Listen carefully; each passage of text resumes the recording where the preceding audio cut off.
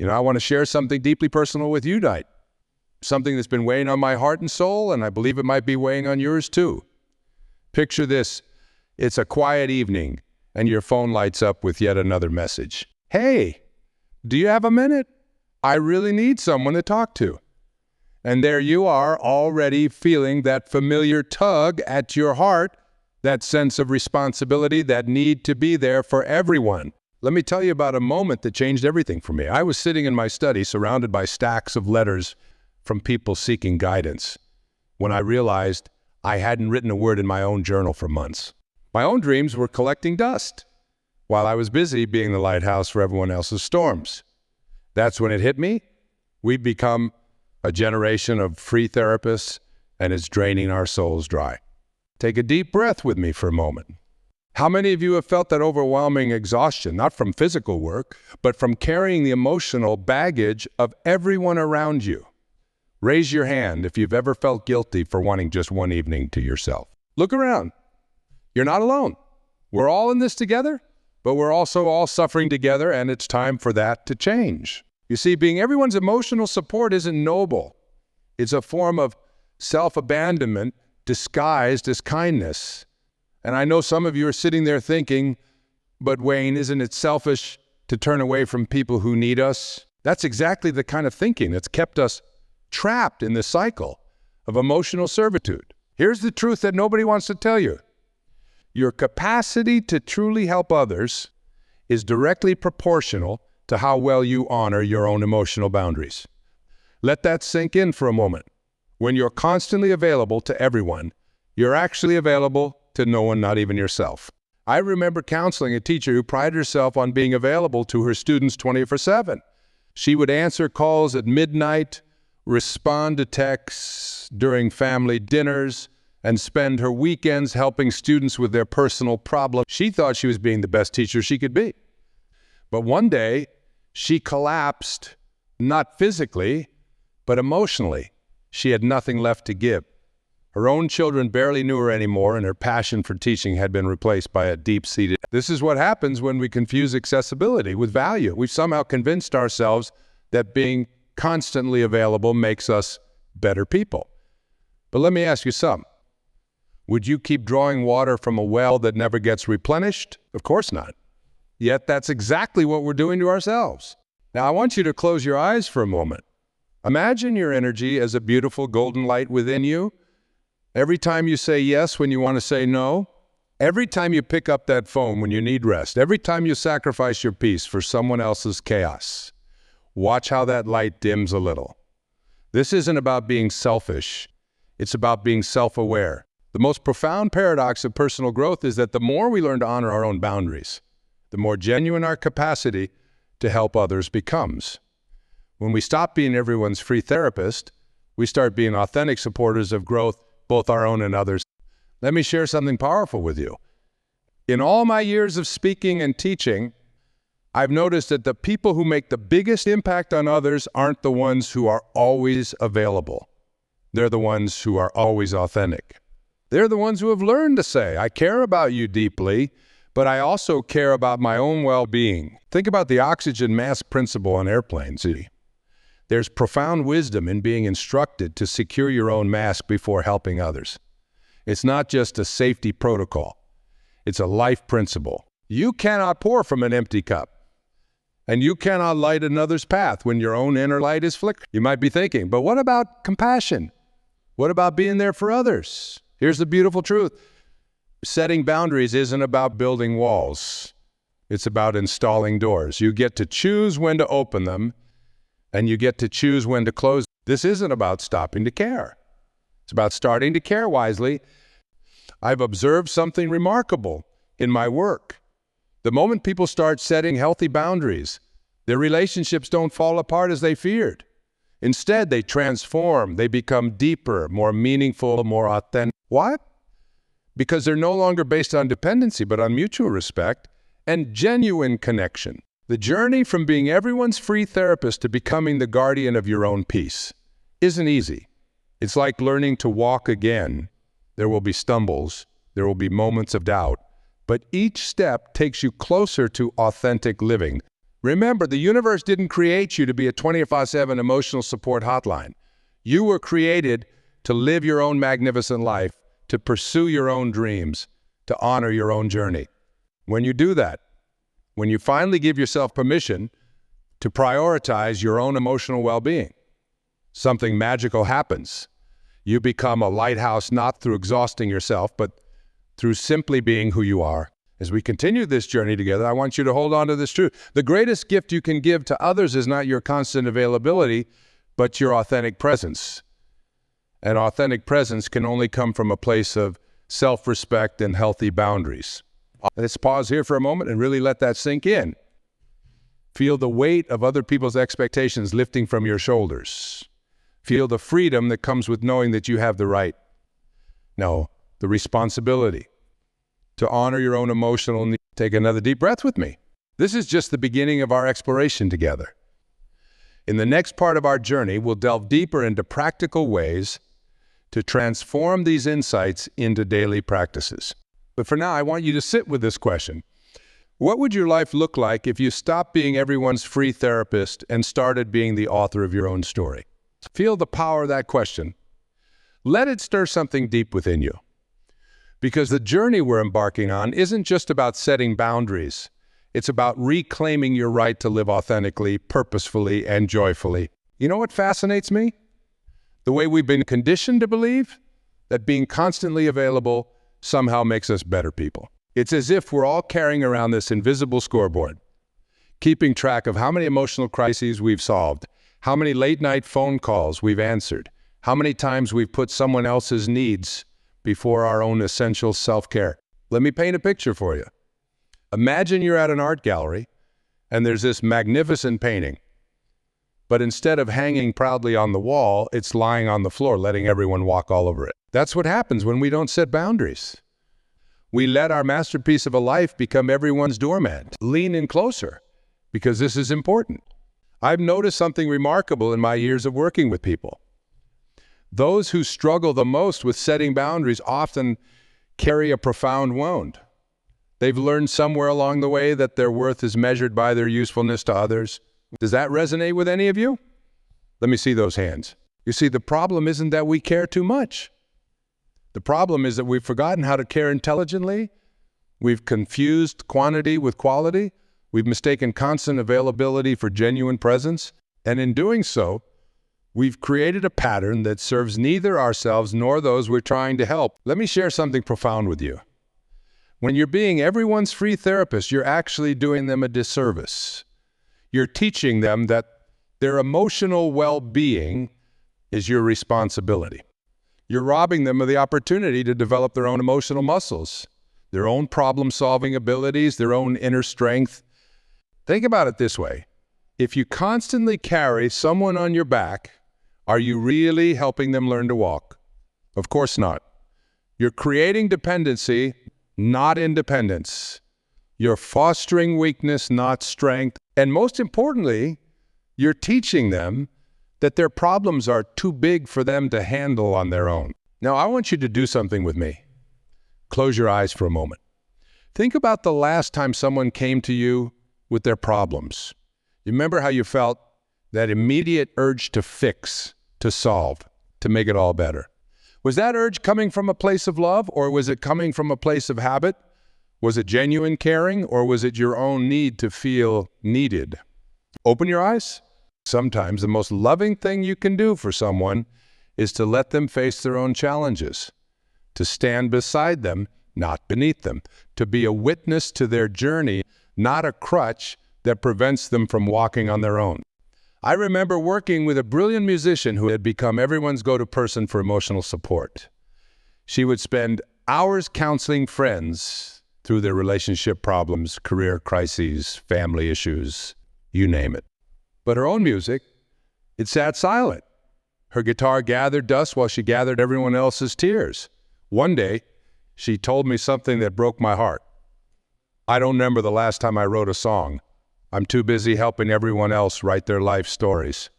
That's what happens when we become everyone's free therapists. We stop writing our own life's music. We stop painting our own masterpiece. We stop dancing our own dance. And the world is poorer for it because each of us has unique gifts that are meant to be shared, not sacrificed. Let's talk about what real support looks like. Real support isn't about being available 24/7. It's not about having all the answers.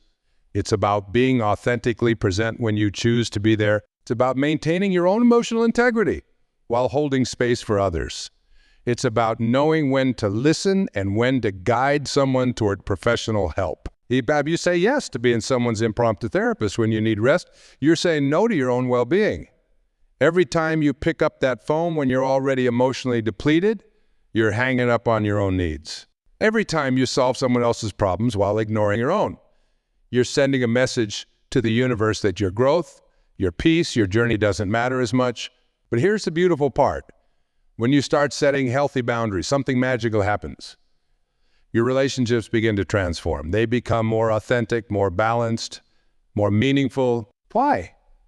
Because they're no longer based on emotional dependency, but on mutual respect and genuine connection. Think about the people you most admire, the ones who've truly made a difference in your life. Were they the ones who were always available, always solving your problems? Or were they the ones who showed you, through their own example, how to stand in your power, how to honor your own journey, how to face your own challenges? I want to share a powerful practice with you. It's called the sacred no. The next time someone comes to you seeking emotional support, when you're already depleted, take a deep breath and say, I care about you deeply. And because I need to be honest, I'm not in the best space to support you right now. Can we schedule a time when I can be fully present for you? Watch what happens. Notice how this response honors both your needs and theirs. Notice how it models healthy boundary setting. Notice how it transforms the dynamic from one of emotional dependency to one of mutual respect. You might be thinking, but won't people be upset? Won't they think, I don't care? Here's what I've learned. The people who get upset by your healthy boundaries are often the ones who benefited from your lack of them. Let that sink in. The journey from being everyone's free therapist to becoming the guardian of your own peace isn't about becoming less caring. It's about caring more wisely. It's about recognizing that your emotional energy is a precious resource that needs to be managed consciously. Think of yourself as a spiritual bank account. Every time you give emotional support, you're making a withdrawal. Every time you practice self-care, you're making a deposit. The question is, are you maintaining a healthy balance, or are you constantly operating in an emotional overdraft? Take a moment to reflect on that. You know what's remarkable about transformation? It happens in those tiny moments when we choose differently, when we pause before automatically saying yes, when we listen to that quiet voice inside that's been whispering enough for so long. I want to talk about something that might feel uncomfortable at first, the art of emotional sovereignty. It's a beautiful concept, really. Just as a nation has the right to govern its own affairs, you have the right to govern your emotional territory. You get to decide who enters, how long they stay, and what kind of energy they bring in. Let that settle in your heart for a moment. Think about the last time you felt completely drained after helping someone. That heaviness in your chest, that mental fog, that bone-deep exhaustion. That's not what genuine helping is supposed to feel like. That's what happens when we've crossed the line from healthy support into emotional martyrdom. I once worked with a counselor who shared something profound. She said, before I learned boundaries, I thought I was being kind by taking on everyone's pain. Then I realized pain isn't meant to be collected, it's meant to be processed, and everyone needs to do their own processing. This brings us to a crucial understanding of the difference between empathy and absorption. Empathy is standing with someone in their darkness while holding your own light. Absorption is stepping into their darkness and losing your way. How many of you have been losing your way lately? Here's a powerful truth that transformed my own journey. You are not responsible for other people's emotional growth. You can support it, you can encourage it, you can celebrate it, but you cannot and should not try to force it or carry it. That's not your role in the grand tapestry of life. Let me share something that might surprise you. The moment you stop being everyone's free therapist, you actually become more valuable to the world. Why? Because you start showing up as your authentic self rather than as a role. You bring your whole energized, balanced self to your interactions rather than your depleted, resentful, overwhelmed self. I want you to try something with me right now. Close your eyes and imagine your energy field as a beautiful garden. In this garden, there are flowers of joy, trees of wisdom, streams of... Now imagine what happens when you let everyone trample through this garden whenever they want, however they want. The flowers get crushed, the streams get muddied, the trees get stripped of their bark. Open your eyes. That's what happens when we don't have boundaries. We let our sacred space become a public thoroughfare. But here's the beautiful truth. You can have a garden with gates. You can choose when to open them. You can tend to your own growth first. And from that abundance, you can share your flowers without uprooting them. Let's talk about the hidden cost of being everyone's free therapist. The dreams that never get pursued, the books that never get written, the art that never gets created, the businesses that never get started. Because here's the thing. When you're constantly available for everyone else's emergencies, your own calling gets put on permanent hold. I remember a brilliant writer who came to one of my workshops. She hadn't written a word in 3 years because she was too busy being the emotional support for her entire social circle. She told me with tears in her eyes, I feel like I'm betraying everyone by wanting to focus on my writing. Isn't it fascinating how we've been conditioned to see self-honor as betrayal? Here's what I told her and what I want to tell you. Your gifts are not random. Your talents are not accidents. Your dreams are not luxuries. They are your spiritual assignments. And every time you put them aside to be someone's unofficial therapist, you're not just letting yourself down, you're letting down the divine purpose that placed those gifts within you. Think about this. What if Mother Teresa had spent all her time being a personal counselor to her friends instead of building her mission? What if Einstein had been too busy solving everyone's daily problems to solve the mysteries of the universe? What if every great artist, teacher, leader, or healer had gotten stuck in the role of being everyone's emotional crutch? The world needs your light. Not just your availability, your light, your unique vision, your special gifts, your authentic voice, and you cannot shine that light if you're constantly running on empty. Let me teach you a powerful practice I call the energy audit.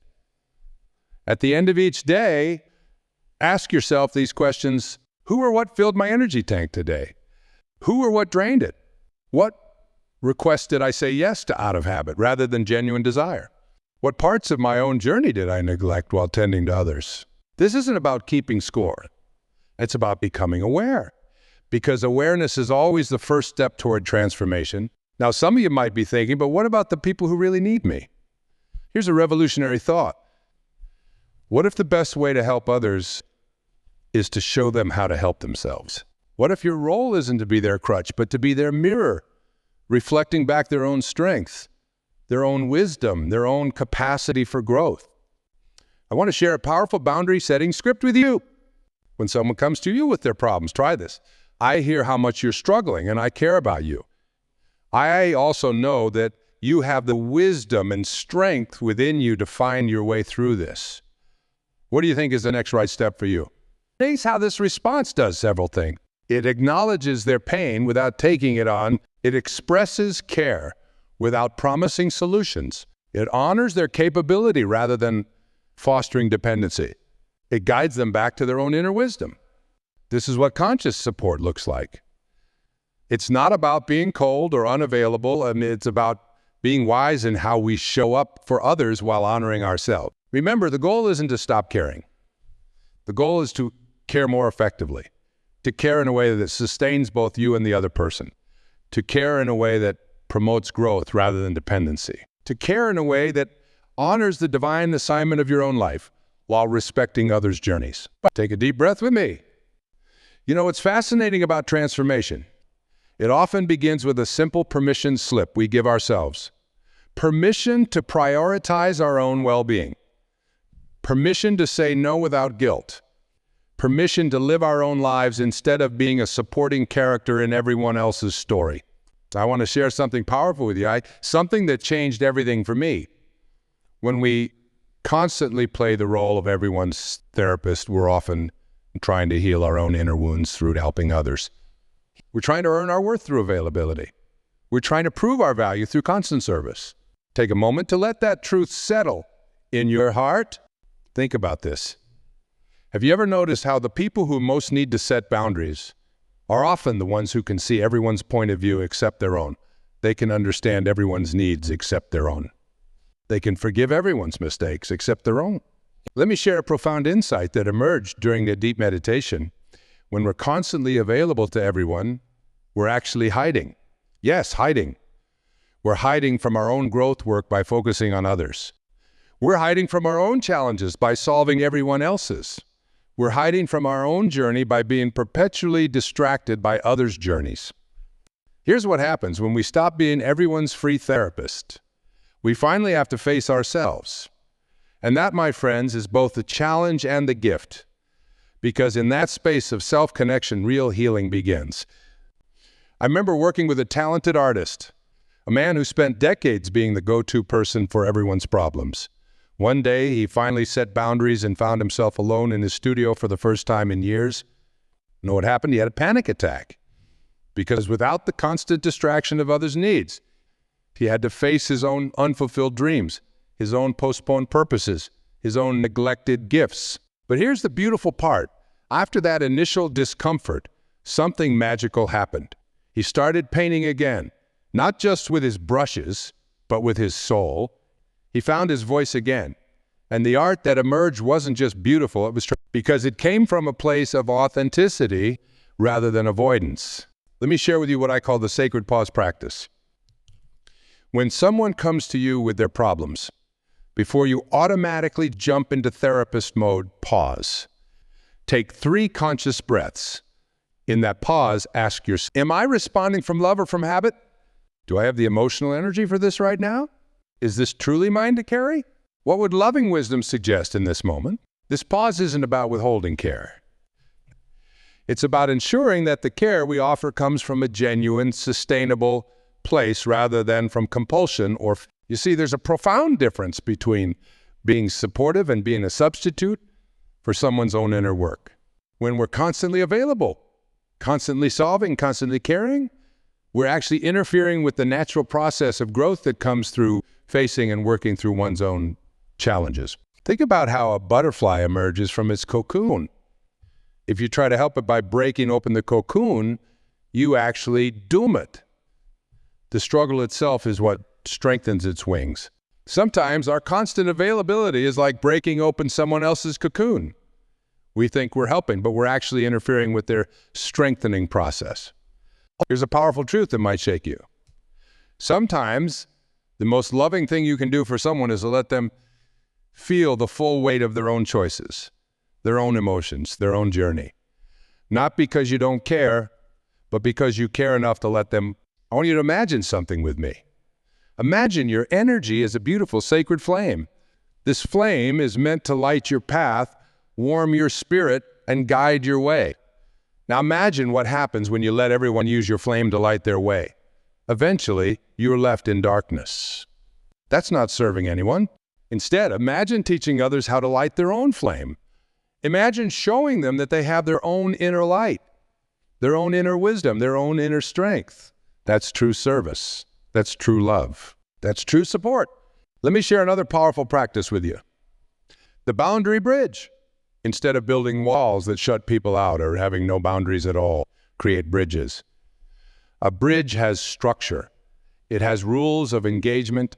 It allows connection while maintaining separation. It permits crossing while preserving distinction. Here's how to build your boundary bridge. Start with clear foundation. I care about you and I need to care about myself too. The specific times when you're available, specific ways you can help. Install guardrails. Clear limits on what kind of support you can offer. Create a solid pathway. Clear communication about when to seek professional help. Silent.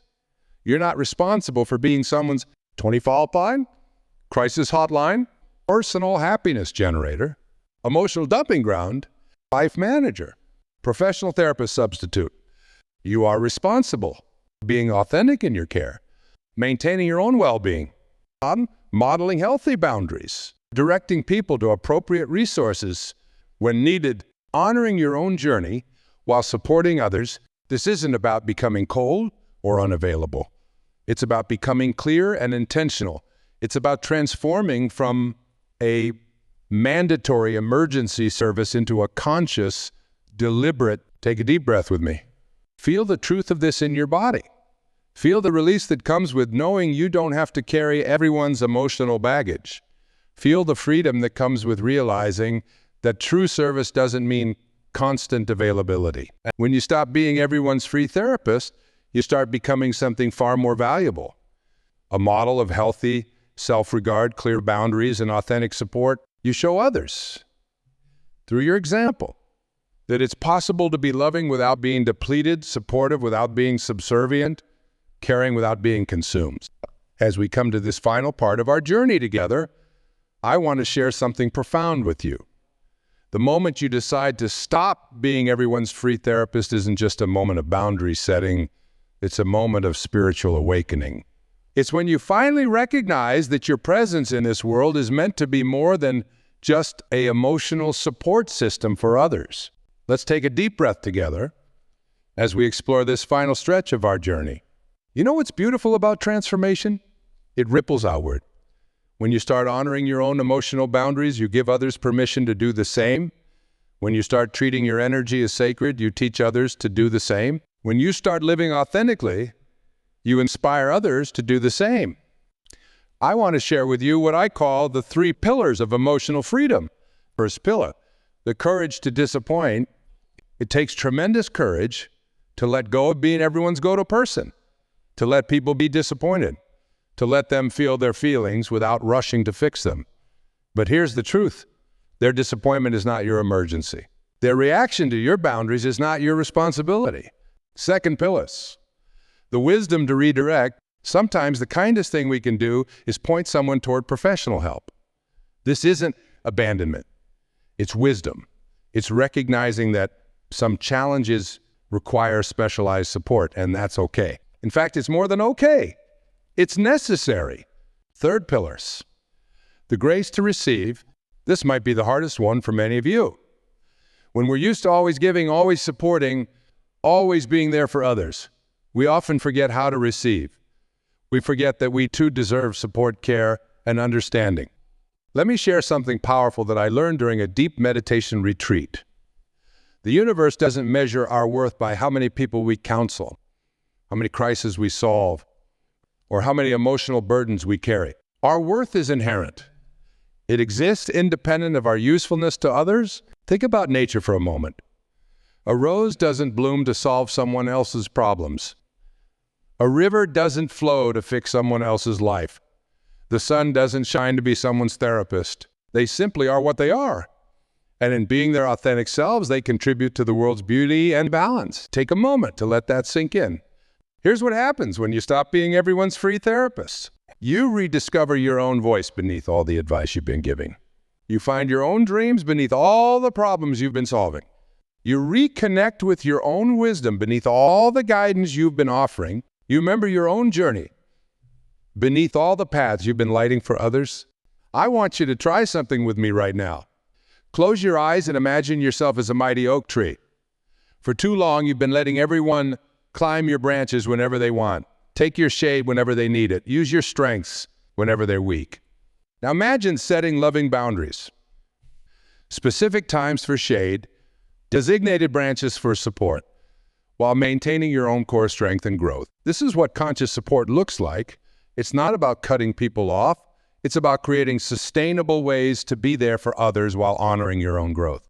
Every time you say no to being someone's impromptu therapist, you're saying yes to something else. Yes to your own healing. Yes to your own growth. Yes to your own journey. Yes to showing up in the world as your full, authentic self rather than as someone's emotional crutch. And here's the miracle. When you show up as your authentic self, you actually have more to offer the world. Not in terms of constant availability, but in terms of genuine presence. Not in terms of problem solving, but in terms of inspiration. Not in terms of carrying others' burdens, but in terms of showing them how to carry their own. As we come to the close of our time together, I want to leave you with what I call the freedom formula. Awareness of boundaries of self-honor, emotional freedom. Recognizing when you're slipping into the free therapist role. Having clear, loving limits about what you will and won't do. Treating your own emotional well-being is sacred. Your journey forward from this moment isn't about becoming less caring. It's about caring more wisely. It's not about becoming less available. It's about becoming more authentic. It's not about becoming less supportive. It's about supporting in ways that honor both yourself and others. Remember, you're not just changing a habit. You're claiming your birthright. The birthright to exist as more than someone else's emotional support system. The birthright to live your own life, pursue your own dreams, and honor your own journey. Take one final deep breath with me. Feel the truth of your own worth. Not as a therapist, not as a problem solver, not as an emotional caretaker, but as a divine being with your own purpose, your own path, your own light to shine. As you leave this space today, carry with you this ultimate truth. The greatest gift you can give to the world is not your constant availability, but your authentic presence. Not your endless advice, but your living example. Not your sacrifice, but your light. You are not meant to be everyone's therapist. You are meant to be yourself, fully, completely, unapologetically yourself. And in being yourself, you give others permission to be themselves too. That, my friends, is true service. That is true love. That is true freedom. Remember, your life is not a free counseling service. It's a sacred journey. Honor it, protect it, live it. Thank you for sharing this transformative journey with me. May you go forth with new awareness, clear boundaries, and deep self-honor. The world needs your light more than it needs your availability. Shine on.